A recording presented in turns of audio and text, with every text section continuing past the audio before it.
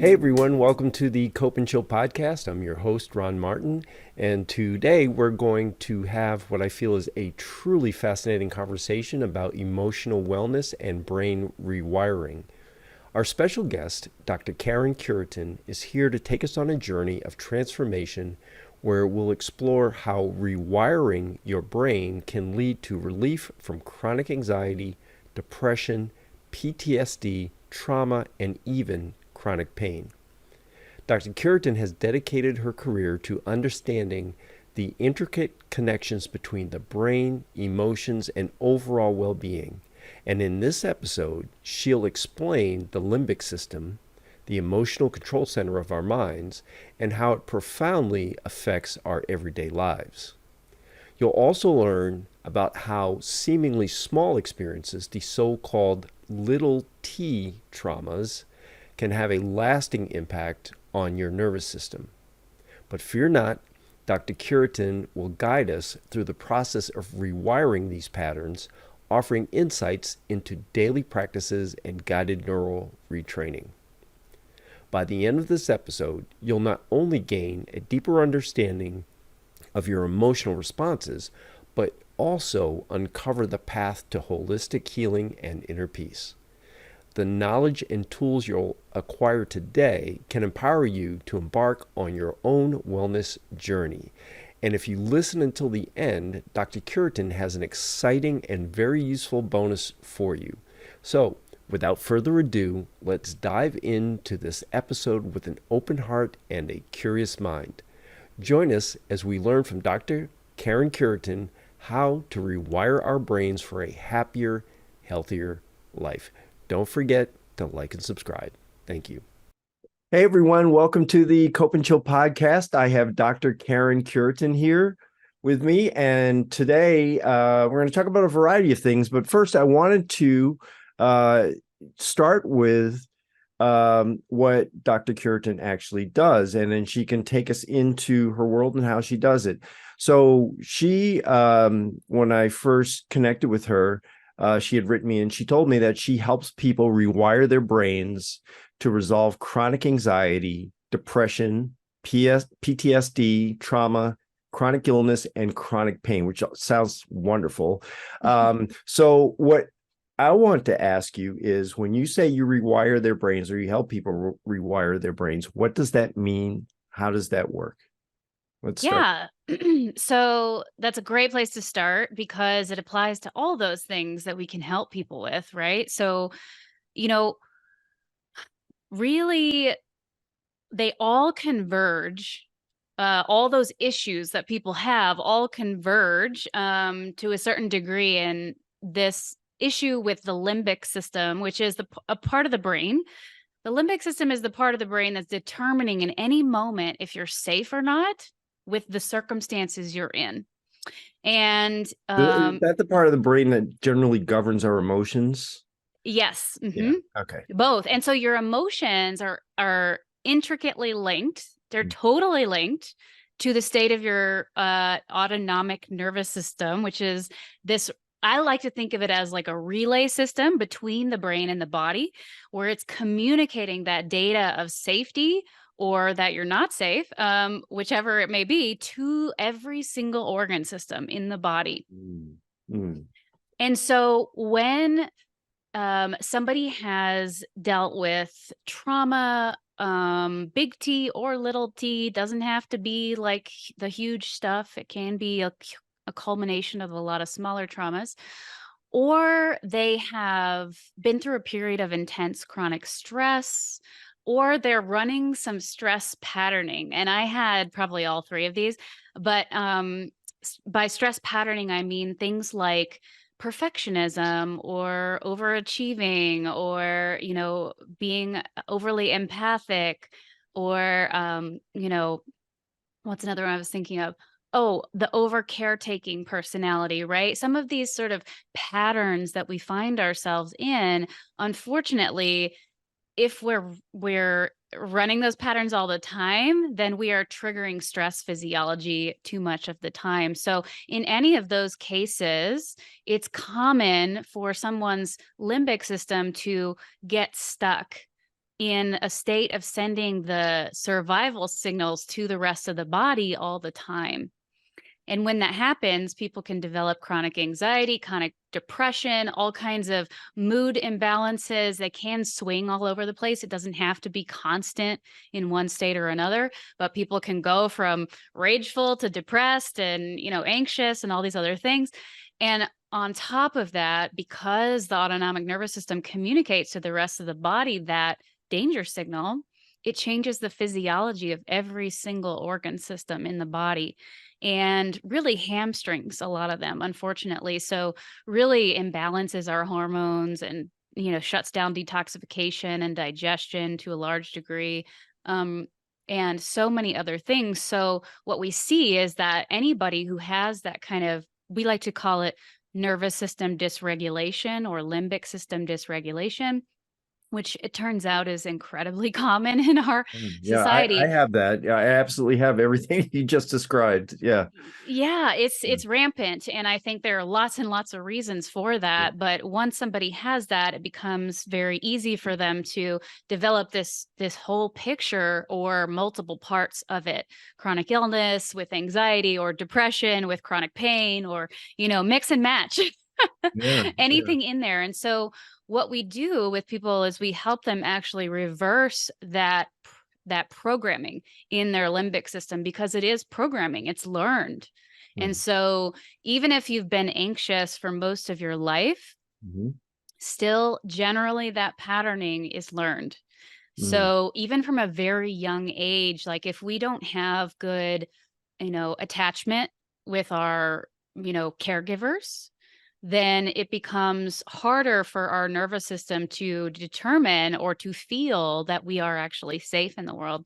So sometimes, even from the age of like 1 or 2, people's nervous systems are already starting to develop this programming, right? That, oh, maybe the world is not safe and I need to be on high alert and just keep myself safe that way, right? But unfortunately, it has all these negative downstream effects, which are very obvious in the studies now, right? It's been that way for a long time. We've known that chronic stress patterning can lead to all kinds of different mental and physical health issues.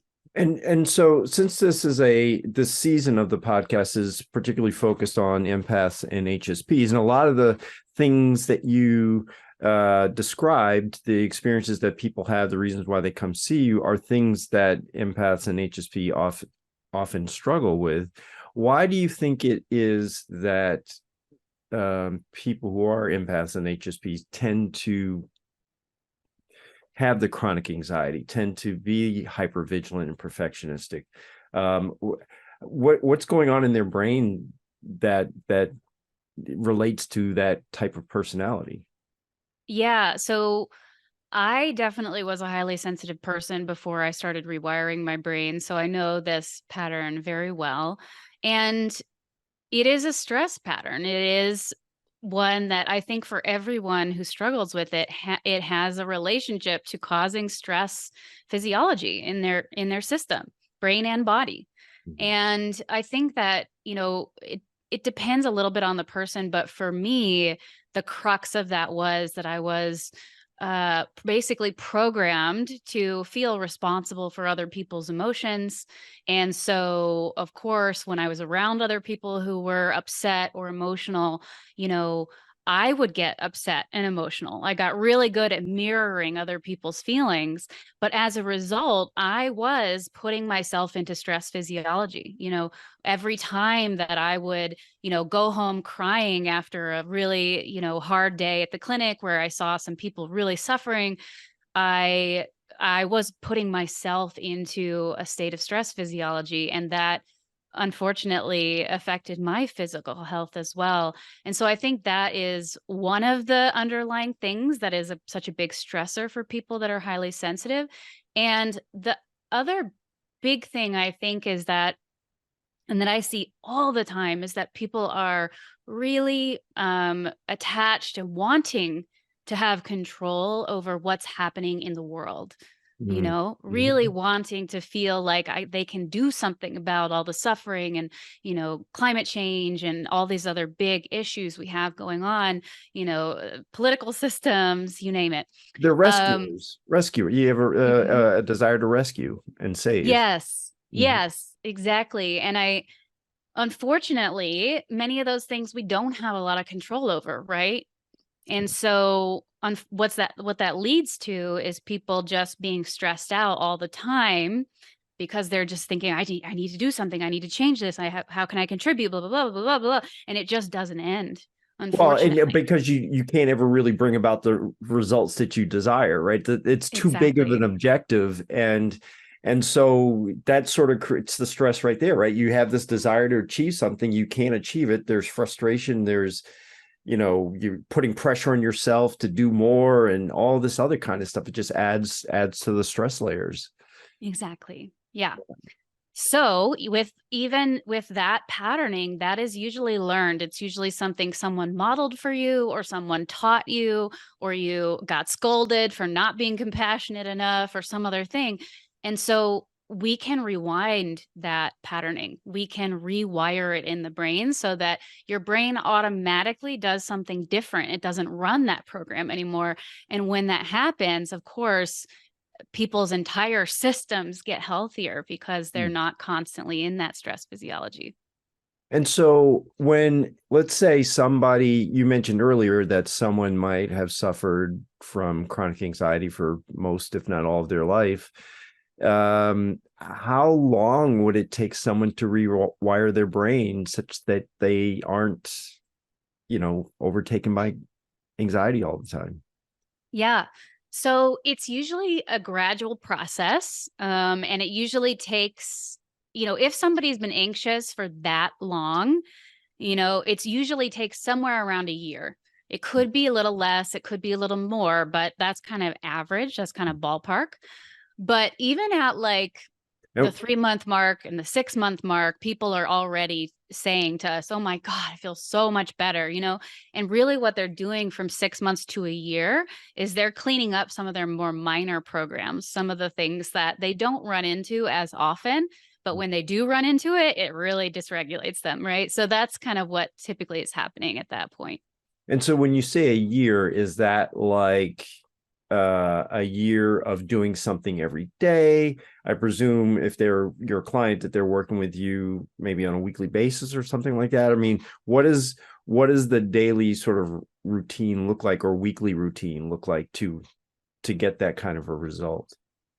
Yeah. So it can vary a little bit from person to person. So I'll give you a couple different scenarios to think about. So if a person has some big T traumas in their history, that is a situation where we recommend that they do some private session work just to help them rewire those big traumas, because rewiring big traumas on your own is pretty tough. I tried it. Trust me, I'm like very stubbornly independent. And I was like, I can do this by myself. And I got stuck in the trauma. Like when I tried to go into it and then do the step I needed to do to rewire it, I couldn't do step number 2 because I was so overtaken by step number 1, right? Yeah. And so, and that's really common. It's a typical experience. So it's good to get a few sessions to do that. But ballpark, when you're using these kinds of tools, like it usually takes somewhere between 1 and 3 sessions to rewire a trauma. So And when you say a big T trauma, like what's an example? so as an example, I had a woman who had a surgical complication that was really severe. She almost died, and it was due to negligence in the hospital with the surgical team.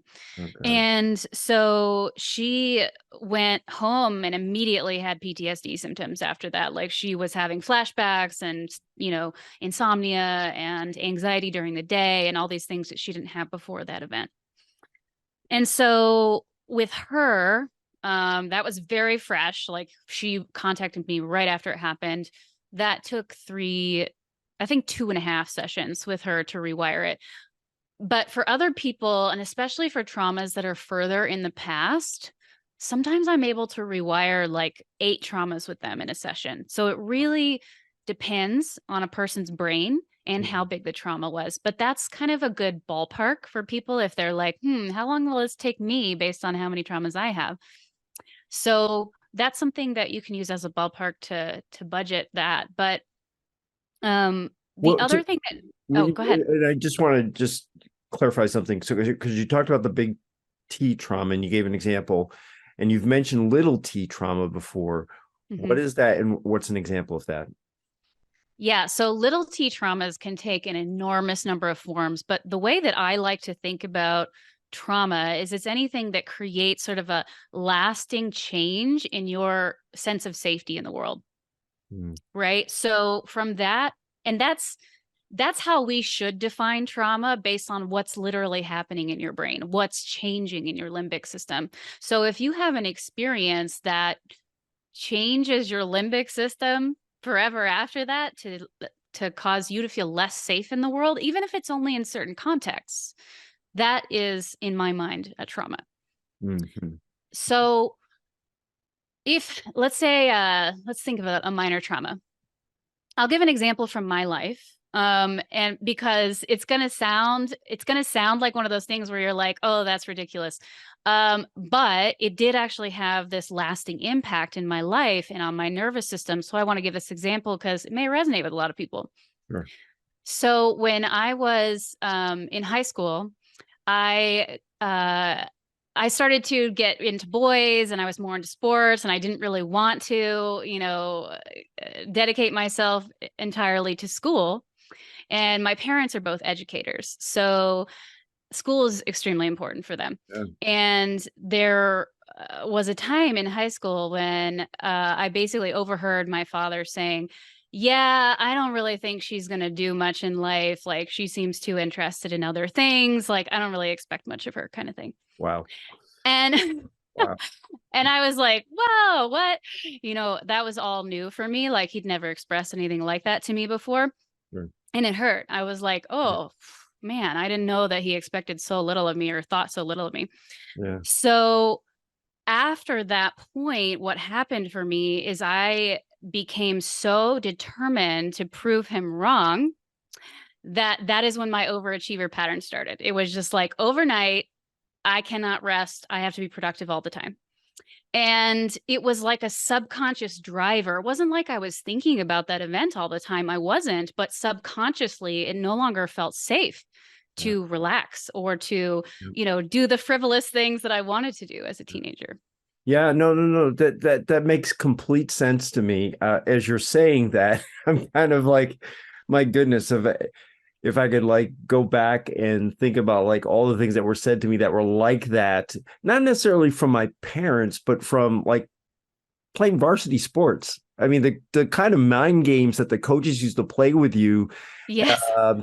just and then you realize later it was designed to do exactly maybe what your father was trying to do, which was to motivate you, but it sticks with you, right? And you don't forget it, and it becomes something that causes that dramatic change in behavior for you, you know. Yeah, So exactly.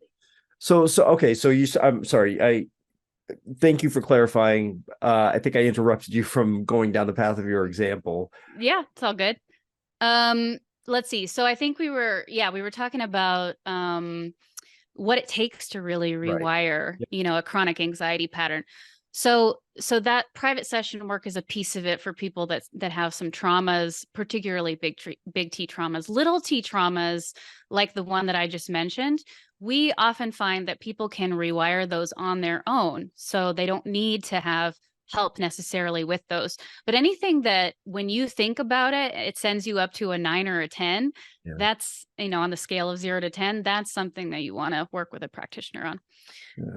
So the other piece of it, even for those people that do that trauma work, everyone has to do this other piece in order to rewire their anxiety pattern. And the other piece is the daily practice. Mm-hmm.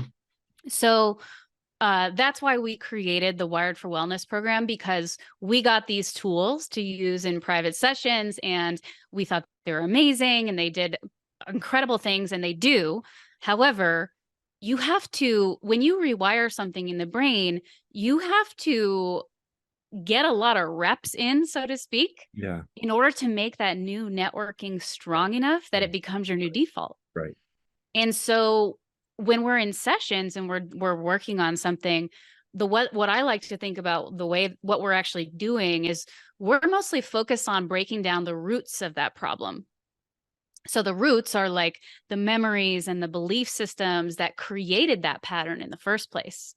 Yeah. But then what grew from that, right? The trunk and the branches is basically the neural habit that you have practiced for years and years and years. Yeah. And so that part really needs the repetition for a while in order for the brain to learn a new trick and to learn it solidly so it becomes your new default. Explain that a little bit more. When you say that it's the thing that you kept practicing over and over again throughout the years, is that the rumination? Is that what is it exactly that we're doing there? That we keep rethinking, we keep reliving the experience in our brains? Is that what you're talking about, or what did you mean by that? It can be. It means anything involved in the anxious patterning, right? So for some people, their anxious patterning is about reliving the past in their head over and over and over again, right? That will make that memory network bigger and stronger the more that they rehearse it, which essentially means they're more likely to think of it as time goes on.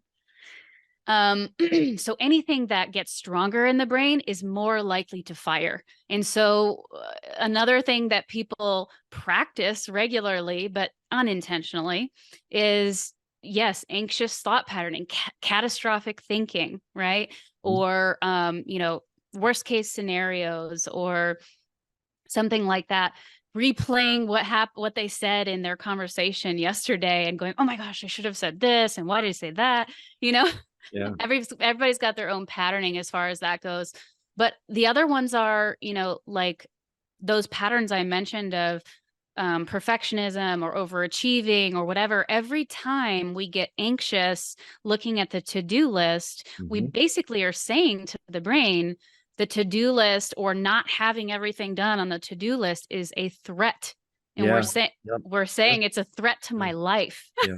Yeah. Yeah. Which we know is not true, but we don't realize that's what we're doing, Yeah, I had developed some of those patterns earlier in my career. I'd worked in some high stress jobs that I really didn't like. And they actually required, at one point I was working like 80 hours a week and Oof. was doing work at home, staying up, sometimes 3 or 4 in the morning, trying to finish a presentation because I didn't really know what I was doing. And as a result of that, there was, I just remember, it was like this constant sort of like pressing myself to like, you got to keep going. And, you're kind of like constantly flogging yourself mentally, Yes. and feeling anxious because you're not going to get it done. And so now, even today, sitting in front of a computer, I have to literally talk to myself so that I'm not feeling that same feeling of anxiety especially if I'm working on something. It's like, this is not that same situation that you experienced, years ago. Exactly. But I'm sure I could learn more from you in terms of more appropriate ways or better ways to actually work with that. But yeah, but that's a great illustration of how it can happen when the scenario isn't trauma or these, childhood patterns maybe we develop for stress, but it can just be from a really intense period of chronic stress. That happened for me.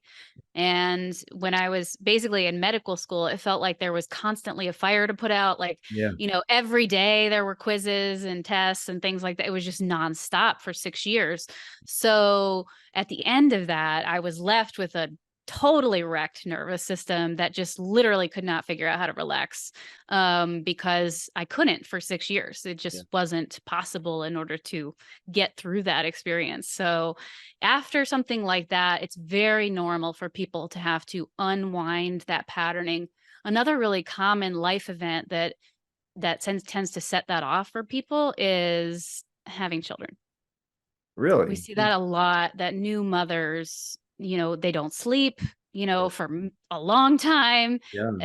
They are needed at all times, They right? They lose never get a themselves. break. Yeah, right. Yeah. And so it's so common to, basically get women coming to this work after that period of sleep loss has ended and they can think straight again. And then they're like, oh, I've changed. This isn't comfortable. This is not how I want to be. And then they look for something like this. Luckily, some of them do. Wow. So if you mentioned your Wired for Wellness program, how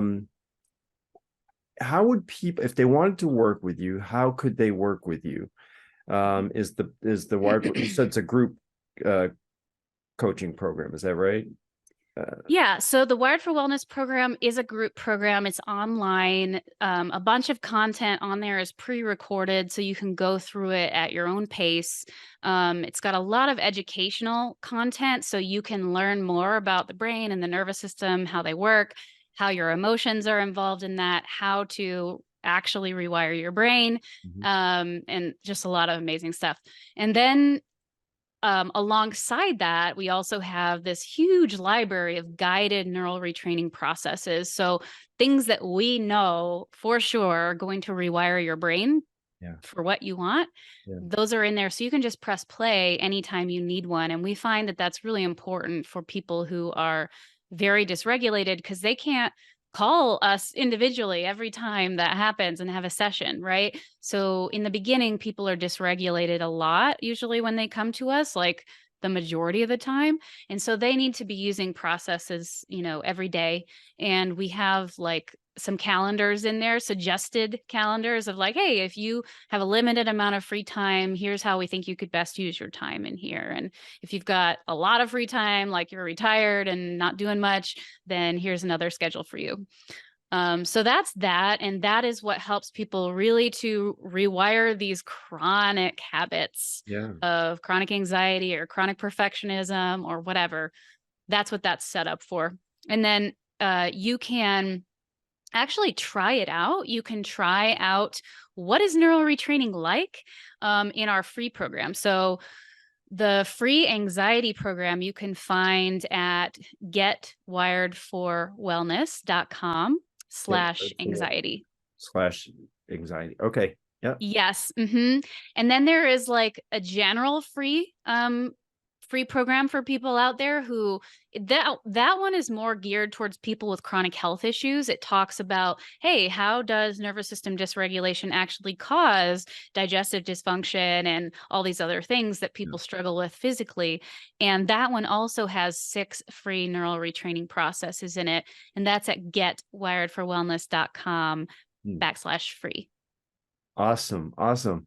So if there was one thing that you'd like people to take away from what we've talked about, or even what it is that you do to help people, what would that be?